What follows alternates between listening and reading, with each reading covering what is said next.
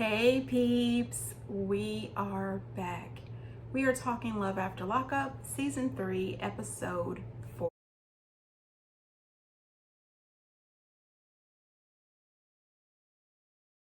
Okay, so we start off with Stan and Lisa. Lisa is at a hotel. We remember on the last episode, she left because Stan was acting like a complete idiot off of a couple of glasses of wine. And she makes the statement that the next day he was going to be sorry for his behavior and he was going to wish that he could take it back. She says that Stan's comment that he made about her being a bad mom is true, but she doesn't need him bringing that up and throwing it in her face. She's doing everything she can to make up for her mistakes and to, get a fresh start. I can understand that, when you are supposedly dating somebody or supposedly in love with someone, you do not need them throwing your past in your face on a regular basis. Stan does come off as somebody who wants to be in charge, who wants to be in control, and he also has made so many comments that you can only believe that he doesn't want her to have any communication or contact with her family. He seems to be that creepy guy that wants to cut his girlfriend or wife off from everyone else. And I don't find anything attractive about that. It is major red flags that I get from Stan. So she heads off to the salon to get her hair taken care of. Stan, on the other hand, is outside in his pajamas wiping down his car. That's another red flag for me. When is the last time you went out to take care of your car in your pajamas? I've never done that. I'm just saying. What is so weird to me is his friend Dash instantly takes Lisa's side in this argument. And he was really concerned about her anyway. But I'm starting to like Dash a little more. I didn't like him the first episode when he was on. After she had talked to him, I told her that she was not a very good mother. And, that was dumb. Hello. Yeah, duh. Flip the situation, that would probably be your primary focus at that point in time, too. So you got to cut her a little bit of slack on that. She probably has some guilt about not being with her children for the last 8 months, and probably not what she really needed to hear the first day out. I wish I could go back in time and take it back. And before you know it, there's Stan. I really wish I could take it back. So that says to me that he's done that more than once. She knows that this is how Stan is. So he gives her a call and he wants to apologize for the things that he said, and he wanted to know if they could have a date, somewhat of a little do-over. And she just tells him to text her the details. She's not really overly friendly on this phone call, and who could blame her? I personally think that Lisa should move on. I think that at this point, she needs to focus on her sobriety. She needs to focus on her mental health, and she needs to focus on reestablishing her relationships with her children and with her family. And I don't think that Stan is the proper person for her to have in her life because he doesn't seem to be emotionally supportive. Yes, if she wants a new dress or a new wig, he'll pay for that, but that's not what relationships are about. You cannot have a successful relationship based off of money and gifts. There has to be some sort of substance. There has to be support during the good times and the bad. And Stan doesn't seem like that kind of guy. To me, he seems as if he wants exactly what he went on that website seeking arrangement for. He wants to make an arrangement. You pleasure him in the basement, nasty, and he supplies you financial assistance. That's what he wants, and he needs to get back on that website, and Lisa needs to go on somewhere else. Lisa does show up to have dinner with Stan, but she shows up 30 minutes late on purpose, wearing some heels, and it looks as if maybe she's not used to wearing heels. Stan thought that she was absolutely gorgeous, and he decided to pass on the wine. He says he's a little burnt out on the wine. Well, I should hope so, Stan. He does try to wiggle out of his responsibility for the way he treated her by saying that he only had 2 hours of sleep, he had driven all the way to see her, and he had a little wine. That's not how you take responsibility. You just pretty much put it off on no sleep, wine, and a long drive. No, just say, I was wrong. I should have been more supportive. I have no idea what got into me. I should not have said that. And maybe I should not drink wine anymore, at least not as much as I have, that causes me to act this way. Say something. Well, Your hair it's sensational. oh, thanks. You have to get used to my world. You can't just walk into it, because obviously we see it doesn't work. It doesn't work. And something that we need to talk more about in a more comfortable setting, I think. What comfortable I just setting? want to take you back to my place and we can talk and maybe just hold each other. Let's go. Right now. That's gonna be a no, a hard pass. No, thank you. No, thanks. But I'm not Lisa. Anyway, they're not gonna make it. Moving on. Dante and Nicole. Okay, so Dante picks Nicole up from the salon while she's in the back, on the phone talking to Tia, her ex-girlfriend, inviting her to join them that night later at the club. When he gets there, he has her dress and some shoes, and she changes her clothes and gets real cute. Oh my goodness, they're headed out to the bar. This is gonna be her first time at a bar since she went to jail. She's officially over the legal drinking age, and it's gonna be her first time able to actually order a drink legally at a bar. Anyway, I was happy to see that his friend Derek showed up. And let me tell you something, Derek is not here for Nicole or Audrey. I'm a little bit nervous. He's probably gonna ask her a bunch of questions like he always do. You know, he's just a hater. He's just mad because look what I got. Like, who wouldn't hate on me? And all I have to say is believe you me, nobody is hating on you. No one is hating on you. It's more like,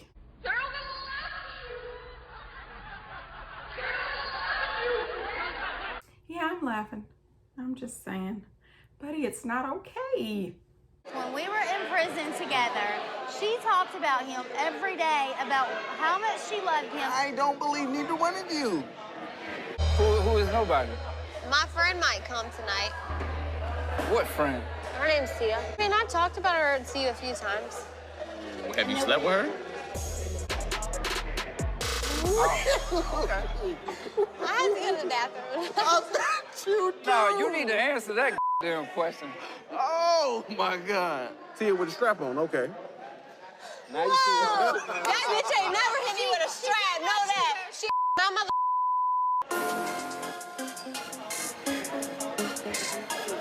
You know, nobody's jealous at all. Derek seems to be someone who has some sense, and he's not here to be fooled. He is not here to play games with Nicole or Audrey. Audrey could sit back on the sidelines and try to take Nicole's side, but he already told them to their face, I don't believe either one of you. There she is thinking that she's smart. Not really. She just busted herself out. The very first episode, when he was taking her back to his apartment, she told him that nobody has touched her in 4 years. Now you're here at the restaurant explaining that somebody's been touching it and doing a little something else with it too. Girl, okay, you've been busted. But it doesn't matter because Dante is an idiot, so it doesn't matter. Derek tries to get to the bottom of this, and he says, well, how many times have you had sex? And how many people have you had sex with while you were in prison? And she tells him that she's had 6, but she was dating 4 of them. I said, girl, you are digging a hole. And Audrey is still off to the side. Well, even though she had other people, she always told me she loves Dante. She really loves him. Honey, thank you for your assist, but no, ma'am. Nobody is buying it, except for Dante. Why is it so hard for you to spend one night with me? That makes me uncomfortable. But you ain't uncomfortable with me spending my money on you. You know what? For 1 second, I thought this man might be wising up. But no. I said, well, at least he's asking questions. But no, she's still able to sucker him in. She's still able to sucker him in, and she tells him that she'll go back to his house with him. But she lets him know, I might sleep in your room with you, but I may also sleep in my own room. I hope next time we can be on a more mature level. You'll be gone in 2 months. It's okay. You know what? I love Derek. I love Derek, okay? I appreciate him, and he said it doesn't matter because in 2 months, you'll be gone. You know what, Derek? I give it 2 weeks. 2 weeks. So he takes the girl back to his house, and she ends up going into her own room and sending him back into his room with his little toy while she's on the phone talking to her ex-boyfriend, Zach, trying to make plans for him and her to hang out. Then she makes the comment that she needs to figure out what's going on between her and her exes before she can truly give herself to Dante. I thought she couldn't give herself to him until he paid for her boob job. Girl, you are dirty and you are wrong. Your behavior is out of control. It's just con artist 101. And Dante is just trick 101. Oh gosh, I'm being so rude. But it is what it is. Boy, your mama has told you. Brittany and Ray. So Ray is being released from the halfway house and moving into Brittany's house. And all she can think about is having the sex. She just wants to have the sex. You know, she wants to confirm with him, will he have his ankle bracelet? He will for 2.5 months. And she is planning this fantasy wedding. You know, she wants to get married. She wants to get pregnant. And she wants to have all these things happen right now. And my advice to her is, slow down. Girl, Ray just got out of jail, okay? Ray had an addiction, okay? Now Ray is out with a cell phone. No, ma'am, calm down. Ray asked her if her parents were going to come over when he got there, and she says, oh, yes, they're so excited to meet you, but they probably won't come over tomorrow because it's a little last minute. So you're lying to your parents, you're lying to Ray. That's a good way to start off this relationship, telling all these lies. Okay. She knows good and daggone well that her parents are not excited. They don't want to meet him. They are not going to meet him. And they have no clue that he is being paroled to her house. Girl, cut the crap. What woman wouldn't enjoy their man being on home confinement? I mean, he can't even go out the front door. Now that comment was odd for me. I don't know how many women would absolutely love to have their man confined. I don't think so. I need a break, number one. And number two, the thought of you being confined with a GPS tracker around your ankle, and nothing is appealing about that. Buddy, I don't need my man to be connected to the local police department unless he is the police. Then she was all hyped up and excited that she gets to pick Ray up from the halfway house. Well, honey, she shows up to the halfway house to pick up Ray, and so does his grandma. I said, oh, little deja vu. Here's Granny. Anyway, this is about to be a mess. They are not going to make it. There will be no wedding. This girl is a mess. Digging a ditch. I'm just saying. Moving on. Rachel and Doug. Oh, my God. This dude. It is his second day out of jail, and he already is breaking the rules, okay? He is not allowed to leave out of his house on the weekends, but he has decided that he is going to go to Kalamazoo, Michigan to hang out with his daddy for Father's Day, which I appreciate. I appreciate you wanting to get a love to your daddy. I do. But no, sir, you are not supposed to leave the house. And I'm pretty sure you are way out of range in Kalamazoo.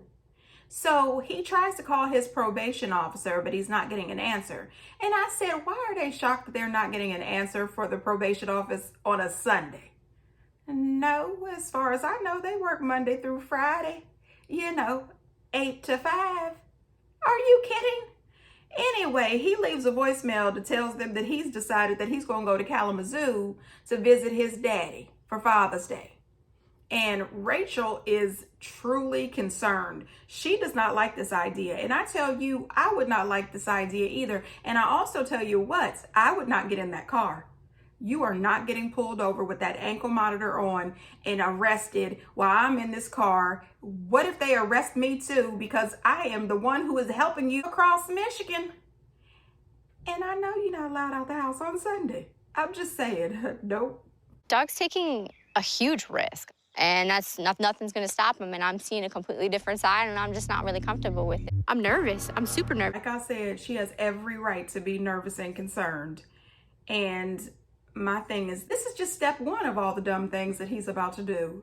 Girl, you made a mistake, I think. So it was really good to see him with his family. I really enjoyed seeing them happy. He was tearing up, his dad was tearing up. When his nephew jumped in his arms, I was so excited. I said, look how happy they are to see him. But then we find out that his mom has refused to see him. She is very upset with his choices that he's made in his life. This dude has been in jail for 11 years. You haven't got over it, ma'am? Not enough that you can't come out and hug your son? I said, there's something more to this, because there's no way, even if I am upset, disappointed, and angry at my son for going to jail, if he's been in jail for 11 years and all of a sudden this dude is right here, there is nothing stopping me from wrapping my arms around that kid. And his mom was having none of it. She was not coming outside and he was not coming in. It's not going down like this. And his dad told him, just respect your mother. His dad being sick also made me so sad. And, I'm thinking, with his dad being as sick as he is, with him having such a lovely wife, and Dougie, this should be the only thing he needs to stay out of prison and to fly straight. His family absolutely loves Rachel. And my thing is this, don't mess this up, Doug. I mean, I know he's going to, but the only one that I'm concerned about is Dougie. That little boy has stability with Rachel. Don't mess this up. Then out of nowhere, there starts this argument when his sister Crystal lets him know that his sister Ashley has mistreated Dougie. And he goes into her, tears her up, and tells her he doesn't want to hear it. He doesn't believe it. Ashley is the only one that took care of Dougie this whole time that he was gone. Crystal starts screaming that she would have took care of Dougie, but she was living with a felon. And I said, well, who is the felon? And girl, what? The next thing you know, this argument gets louder and louder. He is screaming and hollering and cussing and acting a fool. Rachel is getting really nervous. Then it looks like some lady comes out on the porch, and I'm thinking maybe that's his mama, because she's heard the screaming and the yelling out on the porch. I have no idea, but I tell you what, buddy, you are not supposed to be out the house. You are in a whole nother city. You need to shut up, okay? I think that Rachel needs to grab Dougie and Big Doug and throw them in the car. It's time to go. It's time to go. I'm just saying. Ashley loves Douglas. She's hard on him because she's got high expectations for him. But she doesn't have to disrespect him in front of everybody. It's not disrespecting him, it's giving him a hard time. Stop! He feels... Shut the up, bitch! I think that it was absolutely disrespectful and uncalled for him to speak to her like that. Yes, you might have feelings, you might be upset, but this is, number one, your sister. Number two, a lady. Dude, watch your mouth. You know what? I'm sorry, Rachel. The record for Dougie to be out of jail was 40 days. I'm giving it 90 before he is back in jail again. Anissa and Jeff. Okay, Anissa is a nut, okay? She drives all the way back to that halfway house to pick up Jeff on a day pass. The woman is absolutely excited. She gets to be with Jeff. Ooh, I do not like this dude. For 3 hours. And she thinks that she's about to get lucky, honey. She is about to have the sex. She says she doesn't care if she has to have it in the dressing room. She doesn't care where it's going to go down. But she's about to have the sex, okay? Well, no, you're not. So she actually arrives and parks her car when she gets a call from Jeff saying that he can't spend the day with her. He can't take his 3-hour pass with her. He has to get his ankle monitor on today. However, do you have any money on you? I said, oh, shoot, no, ma'am. And she says, well, what happened to the $100 I gave you the other day? And he says, oh, it's really expensive in here. Now, listen, I'm not a connoisseur of the halfway house. I don't know how to do it at the halfway house, but is it real expensive to live at a halfway house? Are they selling things there?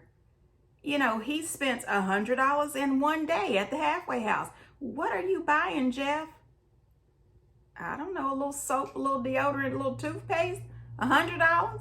I'm just saying, I have no idea. She also bought him a bag of stuff, supplies. He tells her to just sit his bag of supplies on the security guard's picnic table and he'll come out and get his stuff later, including the money that she's gonna leave him.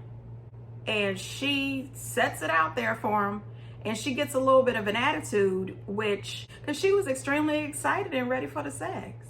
She says that she has not had sex in 6 years. And I just want to say, Anissa, my condolences. 6 years. Lord.